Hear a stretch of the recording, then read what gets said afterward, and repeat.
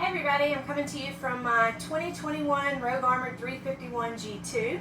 We purchased this wonderful camper back in October, so we've now had it for about 6 months. We've been on quite a few trips with it, and we feel like we've really kind of gotten the lay of it, worked the kinks out, figured out those minor details that needed to be fixed, like most new campers.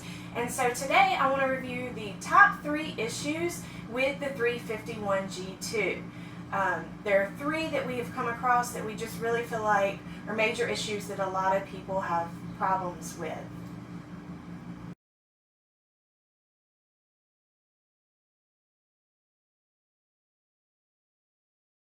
So first major issue appears to be the FURRION refrigerator. While it is a beautiful refrigerator and it has a lot of space in it, there seem to just be a ton of problems with it. I've been in forums where some people said it never worked, some people said it worked for a day and then I checked my groceries and they were all bad. Some people said it would freeze up. The issue that we had was our wine chiller door would not click close. So I was just very careful with how I packed things before we would travel, because we just put our drinks in it. So we went on our first trip and realized it. We put the camper in the shop in November to fix out the little minor details and things like that. And so at that point, the dealer told us, okay, we can't fix the door, which is crazy to me, but they couldn't fix the door, so we're going to have to replace the whole unit. So that is on order. We got the camper back, went on another camper trip, and kind of realized that the refrigerator would freeze everything. So they're telling us that that's because of the door not latching closed, that it can't properly maintain the temperature. So ours freezes up. My husband called the dealership today, we're now in April, and the dealer told him, yes, the FURRION refrigerators are permanently on back order, because originally they told us we had to get the exact same fridge. They would not swap anything out for us. They wouldn't change anything, because we were really willing at that point to just get something different, and they wouldn't do that. So today the story is FURRION refrigerators are on permanent back order. He doesn't know exactly what they're going to replace it with. He told my husband that when it shows up, that's when he will know which type of refrigerator that they have swapped it out for. So if you're having issues with your FURRION refrigerator, I would definitely get it into the dealer. I would definitely get it taken care of before any warranty or anything like that expires, because the different forums and things that I've watched, pretty much most people have an issue with the refrigerator. Ours is working, and it's still working. So fingers crossed that it doesn't go out on us on our long camping trips that we have coming up for the spring. But they are in the works of redoing the FURRION refrigerator. It'll be interesting to see the new ones that are manufactured, what they put in to begin with. So FURRION refrigerator definitely seems to be a problem with these campers, and while it's a beautiful refrigerator, it just does not meet the standards that you need for weekly camping trips.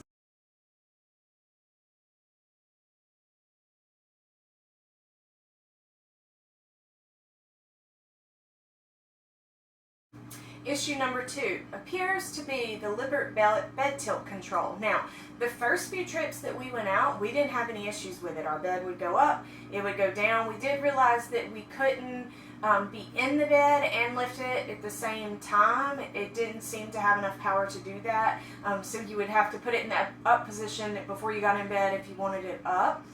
We do like to put it in the up position when we put the slide in, because then it gives you the capability to walk through to the closet. I believe our salesperson told us that it needs to be in the up position when you travel. I don't know if that's accurate or not. 2 camping trips ago, we got to the campground, set up, and it was pretty late at night when we were getting ready to go to bed, and we couldn't get the bed to go in the down position. So did some quick checking online and figured out that you can lift up the bed, and there's a flashing light, and you can hold it down, and the little reset button, until it starts flashing green, and then you should be good to go.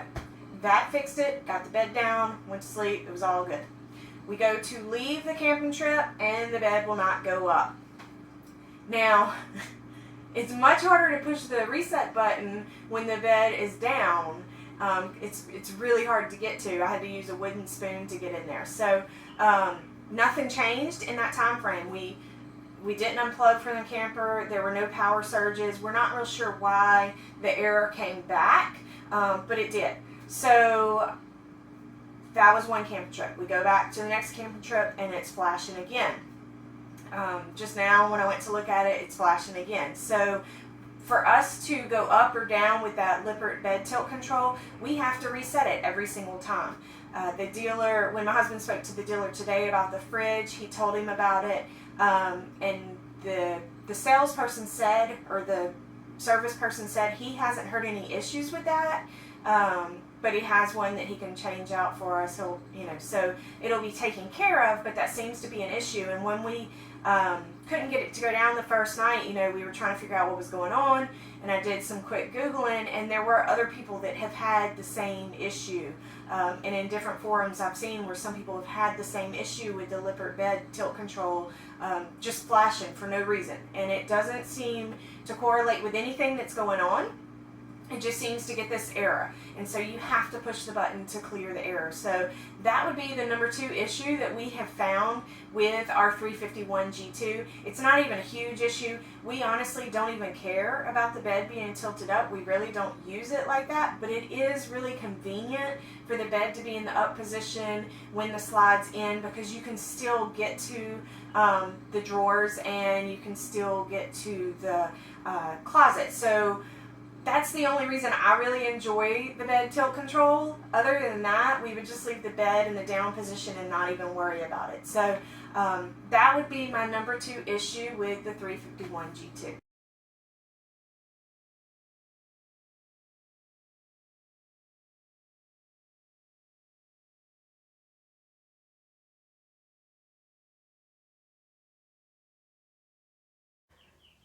Okay, so the third major issue with the 351 G2 that we have found is the Lippert Ground Control 3.0. We have had issues kind of since the beginning. I think we've done the auto level one time successfully. It appears that the jacks just don't have enough stroke to lift up the back. My husband really feels like they should have gone with hydraulic jacks on this one. So we've kind of had issues with that. What we have found is if the site is unlevel at all, it has issues leveling. We really have started preparing by adding the blocks, which you can see in the pictures. We put a lot of blocks on the back jacks, and that just seems to help it, because every single time we've tried to level it, it seems to run out of stroke before it can get there. It seems like it'll get just almost level, and then it just cannot lift it just enough to completely level the camper. So the Lippert ground control, I know some people love it, some people swear at it. We have had issues with it, and we just have to be very careful when we pull into a campground where we're going to situate ourselves, and we have to watch it. Now, one thing we're kind of wondering is maybe we should unload the bikes from the back. We just keep bikes in the back. We don't keep big toys. So I don't know. I don't know if that's the answer, but it just seems like it never has enough stroke to completely finish the auto level. So that would be the third major issue with the 351 G2, would be the Lippert ground control 3.0 and having problems with that. So if that's something that's a concern for you, maybe you need to look into that a little more. We just have kind of dealt with it and kind of figured out how we can get it to get pretty much level without it throwing that dreaded error message, because once it throws that, then it's just seems like it's almost impossible to get it fixed. So third problem would definitely be the Lippert ground control 3.0.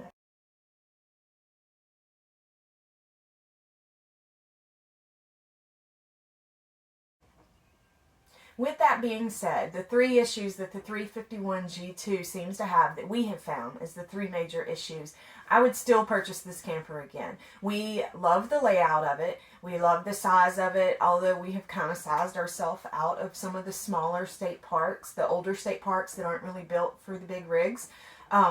we are super happy with everything about it. There are little things that need to be fixed once you get it, but we just made our list, brought it back to our dealer, and they kind of worked those kinks out for us. We're hoping to find out soon what's going on with our refrigerator and get that completely resolved.